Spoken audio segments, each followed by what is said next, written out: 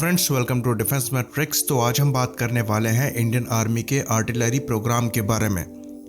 तो 1999 में कारगिल वॉर के बाद एक फील्ड आर्टिलरी रेशनलाइजेशन प्रोग्राम जो है वो चलाया गया, जिसके हिसाब से 2025 से 27 तक करीबन 3000 से 3600 155 मिलीमीटर की और डिफरेंट कैलिबर्स की जो हाउइट्जर्स हैं उनको सर्विस में लेना था। और उस टाइम पर ये जो हाउइट्जर्स हैं ये इंडियन आर्मी की फायर असॉल्ट के बैकबोन बनने वाले थे, स्पेशली माउंटेन वॉरफेयर में।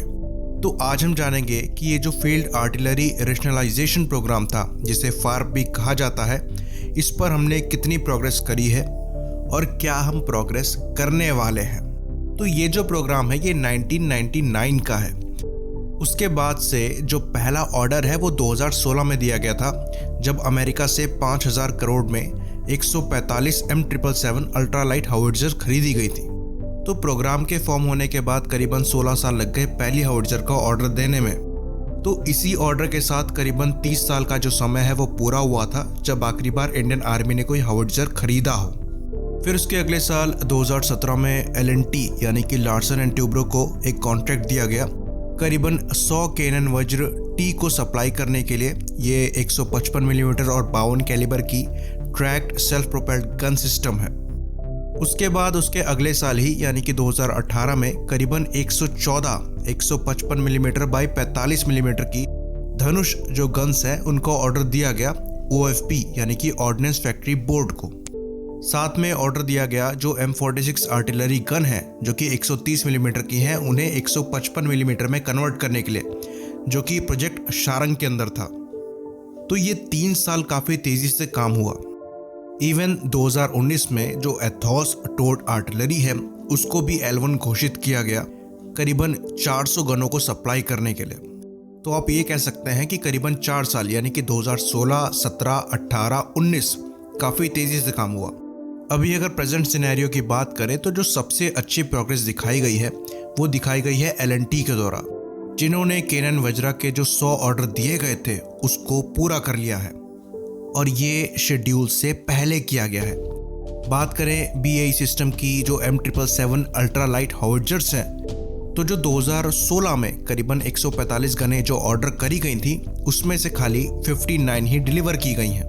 बाकी जो 2018 में ऑर्डिनेंस फैक्ट्री बोर्ड के साथ जो डील हुई थी धनुष गन को सप्लाई करने के लिए, तो 114 में से खाली 12 ही डिलीवर की गई है।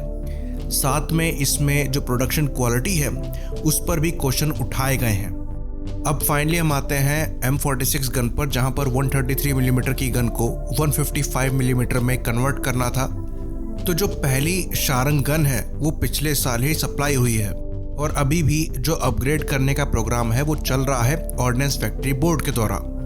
बाकी बात करें एथॉस की, तो एथॉस को 2019 में ही L1 घोषित कर दिया गया था करीबन 400 गनों के ऑर्डर के लिए, पर अभी तक ऑर्डर नहीं दिए गए हैं। तो ये जो 400 गन लेनी है, अगर इन पे डिसीजन बनता है तो इनको डायरेक्टली इंपोर्ट किया जाएगा। बाकी करीबन 1180 गन और लेनी है जिनको ऑर्डिनेंस फैक्ट्री बोर्ड द्वारा मैन्युफैक्चर किया जाना था, पर वहां पर अभी कंपटीशन चल रहा है एथॉस और ATAGS के बीच में। तो ये जो शुरुआती 400 गनों के ऑर्डर हैं ये लगभग कंफर्म हो गया है कि एथॉस के ही होंगे। बाकी अभी जो लड़ाई चल रही है वो इन 1180 गनों के लिए चल रही है, जहां पर ATAGS और एथॉस के बीच में कंपटीशन है। तो ATAGS जो है वो अभी भी ट्रायल्स में है, जिसने काफ़ी अच्छा परफॉर्म किया है, पर आर्मी ने कुछ सवाल यहाँ पर उठाए हैं। तो पहला जो पॉइंट ऑफ कंसर्न है वो गन का वेट है।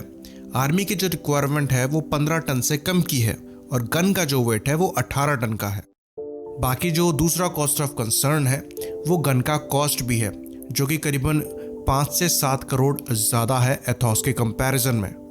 अगर ये प्राइस किसी तरीके से कम करके 2-3 करोड़ भी अगर ज़्यादा होता है एथॉस से, तो क्योंकि इसमें 95% इंडिजिनस कंपोनेंट लगे हैं, ये लेना फ़ायदे का सौदा होगा। तो ये जो पॉइंट ऑफ कंसर्न है ये काफ़ी इंपॉर्टेंट पॉइंट्स हैं। आर्मी का ये भरोसा है कि जो वेट रिडक्शन वाली बात है उस पर काम किया जा रहा है और इसका वज़न कुछ कम किया जाएगा। बाकी चीज़ों को ख़राब करने के लिए 2020 के सितंबर ट्रायल्स में ATAGS का जो बैरल है वो फट गया था। तो इसके पीछे जो रीज़न है उसे ऑफिशियली बताया नहीं गया था, पर बिजनेस स्टैंडर्ड के हिसाब से इस एक्सीडेंट के बाद जो गन है उसमें चेंजेस किए गए हैं। तो ये जो बड़े ऑर्डर्स अगर फ्यूचर में मिलते हैं, इनको मीट करने के लिए कल्याणी ग्रुप, टाटा ग्रुप और OFB तीनों को इन्वॉल्व किया जा सकता है। तो अगर इंडियन आर्मी को अपने टारगेट को मीट करना है या फिर उसके क्लोज पहुंचना है, यानी कि 2025 से 27 के बीच में करीबन 3000 से 3600 हावर्जर्स को अगर सर्विस में रखना है, तो ये जो रिमेनिंग डील्स हैं इनको सबसे पहले साइन करना पड़ेगा। जो 400 एथॉस गन का कॉन्ट्रैक्ट अटका पड़ा है उसको साइन करना पड़ेगा। साथ में ये जो 1180 गनें लेनी है, जिसमें एथॉस या ATAGS में से कोई गन चूज करी जा सकती है, इसको भी फाइनल करना पड़ेगा। और जो M777 और K9 वज्र के ऑर्डर हैं उनको भी एक्सटेंड करना पड़ेगा। साथ में ये जो धनुष हैं इनके भी ऑर्डर बढ़ाए जा सकते हैं। और ये जो सारे काम हैं ये काफ़ी जल्दी करने पड़ेंगे, यानी कि आने वाले 1-2 साल में ही, तभी हम जो डिज़ायर्ड गोल है उसके आसपास पहुंच सकते हैं। बाकी एक और चीज़ आपको बता दें, जैसे कि हमने डिस्कस किया था कि 2016 में जो पहला हावर्ट्जर है बोफोर्स के 30 साल बाद, यानी कि जो M777 है उसका ऑर्डर दिया गया था। तो 2017 में इन गनों का जो ट्रायल है वो चल रहा था लोकल एम्यूनेशन के साथ, जिसमें बैरल बस्ट हो गया था। बैरल बस्ट के बाद जो ट्रायल्स हैं वो दोबारा कंटिन्यू किए गए और दोबारा ऐसा कोई इशू नहीं आया। तो इस इशू को लेकर US की जो टीम है उनके द्वारा इन्वेस्टिगेशन करी गई और ये पाया गया कि जो एम्यूनेशन प्रोवाइड कराए गए थे ऑर्डिनेंस फैक्ट्री बोर्ड के द्वारा उसी में फॉल्ट था। पर ये जो इन्वेस्टिगेशन है वो US की टीम के द्वारा करी गई थी। तो यहाँ पर हम ये भी कह सकते हैं कि हो सकता है अपनी गन से ब्लेम हटाने के लिए उन्होंने OFB पे जो ब्लेम है वो डाल दिया हो। तो ये गन कितनी अच्छी है और आर्मी कितना सेटिस्फाइड है, ये इसके अगर फर्दर ऑर्डर दिए जाते हैं इससे पता लगेगा।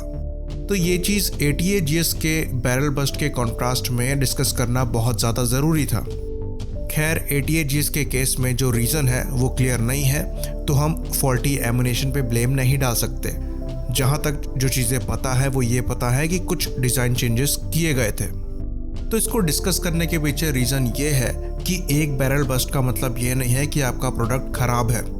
M777 का भी ट्रायल में बैरल बस्ट हुआ था, जो कि एक प्रूवन प्लेटफॉर्म है जिसे कई सारी वॉर्स में यूज़ किया गया है। तो एक बैरल बस्ट पे जो अननेसेसरी क्रिटिसिज्म है वो करना सही नहीं है, क्योंकि बाकी ट्रायल में इस गन ने काफ़ी अच्छा परफॉर्म किया है। जो एकमात्र मेन इशू यहाँ पर दिखाई देता है इस गन के साथ वो खाली इसका वज़न है, जिसको कम किया जाना चाहिए। बाकी बात करें इसके दाम की, तो वहाँ पर भी काम किया जा सकता है। तो यहाँ पर जो इंडिजिनस वेपन्स हैं उन पर भरोसा दिखाना चाहिए और ATAGS को काफ़ी बड़े नंबर में ऑर्डर करना चाहिए। साथ में जो गन पहले से ऑर्डर करी गई हैं उनके नंबर भी बढ़ाने चाहिए। इसी बात पर इस वीडियो को ख़त्म करेंगे। लाइक करिए, सब्सक्राइब करिए। जय हिंद।